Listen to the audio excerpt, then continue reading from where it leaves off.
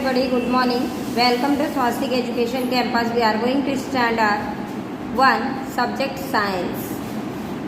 Chapter 9 unit 3 air, water and weather. Air means होती हवा, water means पानी और weather means हमारे आसपास के जो मौसम का वातावरण है वो. ओके, तो आपको यहाँ पर सबसे पहले मैं किसके बारे में बताऊँगी? एयर के बारे में.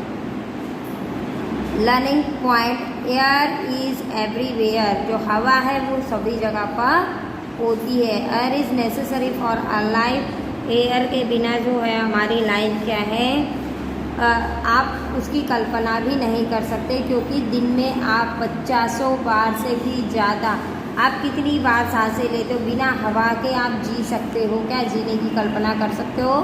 नहीं. बिना पानी के आप एक दिन बिता सकते हो, पर दूसरे दिन आपको पानी की ज़रूरत पड़ती है ना.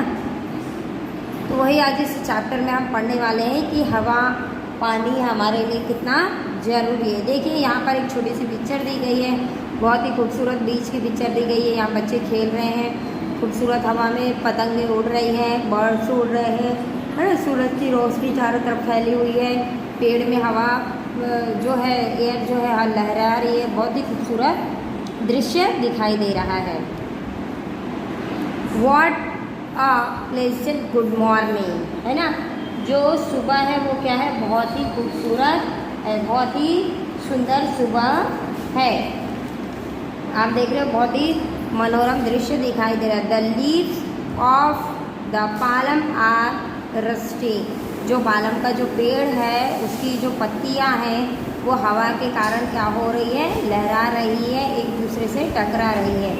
The kites is flying. जो पतंग है वो क्या हो रहा है? उड़ रहा है. पतंग क्या हो रहा है? उड़ रहा है. तो ये देखिए आपको ये पिक्चर में ये सारी चीज़ जो मैं रीड कर रही हूँ वो दिखाई दे रहा है. The balloons are rising. Balloons भी क्या कर रहे हैं? लहरा रहे हैं, उड़ रहे हैं. द फ्लैग इज फ्लटिंग, है ना. और जो झंडा है वो भी कैसा हो रहा है? लहरा रहा है. आप देख रहे हो ये बच्चे यहाँ पर जो झंडा ये किए हुए हैं, तो इस चित्र में आपने देखा कि जो झंडा है वो कैसे लहरा रहा है. बहुत ही खूबसूरत दृश्य यहाँ पर आपको दर्शाया गया है और दिखाई दे रहा है. चलिए देखते हैं नेक्स्ट पेज में. The ship is selling. यहाँ पर देखिए जो शिप्स है, बोट्स है, वो क्या कर रहे हैं? चल रहे हैं. What the cases all the movements, है ना. तो ये कैसे मूवमेंट करते हैं, कि किस तरह मूवमेंट करते हैं, किसकी वजह से? हवा की वजह से. Air of earth. जो हवा जिस दिशा में चलती है, अगर आप कभी प्रैक्टिकल करके देखना है कि जिस दिशा में हवा चलती है उस दिशा में जब हम जाते हैं तो उधर की हमारी गति तेज होती है, लेकिन अपोजिट दिशा में जब हमें चलना हो तो हमें काफ़ी दिक्कतों का सामना करना पड़ता है ना. Air is all around us. जो हवा है वो चारों तरफ है. हवा कहाँ है? चारों तरफ है. But we can not see air. परंतु हम हवा को देख सकते हैं क्या? नहीं. We can only feel it. हम केवल हवा को क्या कर सकते हैं? महसूस कर सकते हैं, हम उसे देख नहीं सकते हैं. एयर मूव, है ना.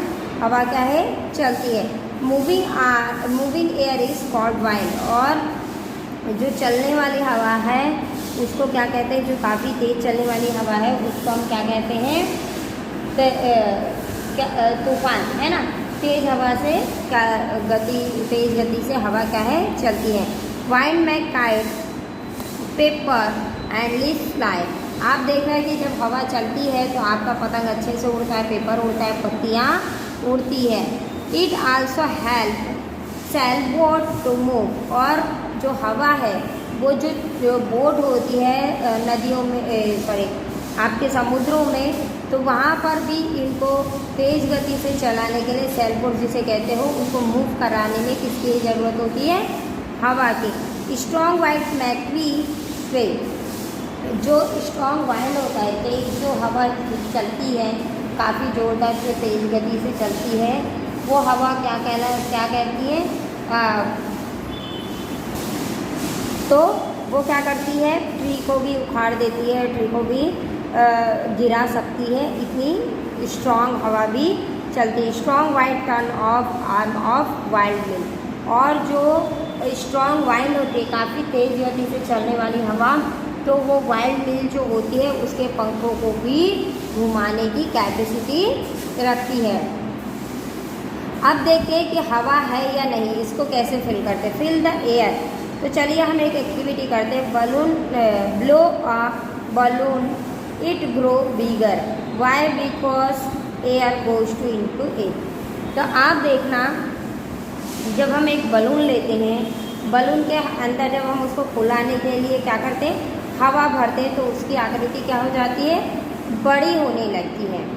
तो वही पूछा जा रहा है क्यों वो, तो बिकॉज एयर गोज इनटू, हम हवा को क्या करते हैं, उसके अंदर डालते हैं, है ना। इसके लिए बलून की आकृति क्या हो जाती है, बड़ी हो जाती है। Air fill up space, air जो होता है उसमें वो अपनी जगह अपने आप बना लेते हैं। सेकेंड एक्टिविटी में, tag to deflect football of the same weight, pump air into one of them, now weight them, what do you find? The football with air in it is heavier. Why? Because it can contact air, है ना, contact air। यहाँ पर देखिए, हम दो आकृति, दो same size की आकृति का क्या करेंगे, बॉल लेंगे और दोनों का वजन पहले तौल लेंगे। उसके बाद हम एक में से हवा बाहर निकाल देते हैं और दूसरे में हवा रहने देते हैं। तो आप देखिएगा कि जिधर की बॉल में हवा है वो भारी रहेगी और जिधर में नहीं है वो क्या हो जाएगी, हल्की हो जाएगी। इससे ये पता चल जाएगा कि हवा इसके अंदर है, उसने अपनी जगह बना रखी है, एयर है स्प्रेड। तो इससे ये पता चलता है कि पहले वाली एक्टिविटी से क्या पता चला, जब बलून की आकृति बड़ी होती गई कि हवा क्या करती है, जगह बनाती है। दूसरे में क्या पता चला कि हवा में क्या होता है, वजन भी होता है। अब आगे देखें activity 3, hold your breath of some time, how do you feel? You feel unnecessary, nobody can live without breathing. In order to keep fit, we need to breathe fresh air. Air is also necessary for animals, plants also breathe in air, है ना। तो यहाँ पर देखते हैं, अब देखिए जैसे इस बच्चे ने प्रैक्टिकल किया है, थोड़ी देर तक अपनी नाक को पूरी तरह से हम बंद करके रखते हैं, तो हम क्या फील करते हैं। तो आप देखना कि हमारी क्या होती है, हमारा दम घुटने लगता है। हमारी जो सांसें हैं, जब हम उसको रोक देंगे तो हमारा क्या लगता है, हमें कैसा महसूस होता है, हमारा दम घुटने लगता है। In order to keep fit we need to breathing fresh air, और फिर हमें हमारा दिमाग क्या ऑर्डर देता है कि हमें हवा की सख्त ज़रूरत है, वो भी फ्रेश एयर की। हम ताज़ी हवा में, जैसे मैंने आपको पहले भी कई बार बताया है कि हम एक कमरे को पूरी तरह बंद कर देंगे, वहाँ लाइट पंखा कुछ भी नहीं रखेंगे, खिड़की दरवाजे पूरी तरह बंद कर देंगे, तो हमें कैसा महसूस होता है। इसी तरह हमें तब फीलिंग होती है जब हम नाक को पूरी दबा देते हैं और बंद कर लेते हैं, तो हमें कैसा फील होता है कि हमारी जो सांसें, हमारा दम घुटने लगता है और हमारा दिमाग को ऑर्डर देता है कि आप जल्दी से जल्दी फ्रेश एयर में सांसें लो। Air are also necessary, animals plant and breathing in air, और हमारे साथ साथ एनिमल्स और प्लांट को भी हवा की सख्त ज़रूरत होती है। तो ये आप जब अपनी नाक को ऐसे बंद करके रखोगे तो ही आपका एहसास हो जाएगा कि हमें हवा की कितनी ज़रूरत होती है, और ये एहसास हो जाएगा कि हवा जो है वो क्या है, लिविंग थिंग्स है ना, non living things, living things मैंने पढ़ाया था ना। अब 4th नंबर एक्टिविटी है, stand a candle on a table. हम एक टेबल लेंगे, उसमें क्या लगाएंगे, उसके ऊपर एक कैंडल लगाएंगे। Light it, cover the lighted candle with a glass, after some time the candle goes out, why? The lighted candle does not get air. अब देखिए, हमने यहाँ पर टेबल पे 2 कैंडल लगाए और दोनों को जला दिया, और जलाने के बाद एक में हमने ग्लास पलट के रख दिया है और दूसरे में नहीं रखा है। तो आप देखोगे कि जो ग्लास वाली है उसके अंदर क्या होता है, ये देखो पूरा धुआं भर गया और वो कैंडल बुझ गई, है ना। बुझ जाने के बाद हमको ये एहसास होता है कि हवा किसी भी आग को जलाने के लिए भी हवा की आवश्यकता होती है। Air is necessary for burning, है ना। तो ऐसे ये 3-4 प्रैक्टिकल करके आप देख सकते हो और पता कर सकते हो कि हवा में क्या होता है। जगह बनाने की कैपेसिटी होती है, हवा में वेट होता है, हवा एक लिविंग थिंग्स है और किसी भी चीज़ को जलाने के लिए किसकी आवश्यकता होती है, हवा की। तो यहाँ पर आपका चैप्टर 9 पार्ट 1 कंप्लीट होता है।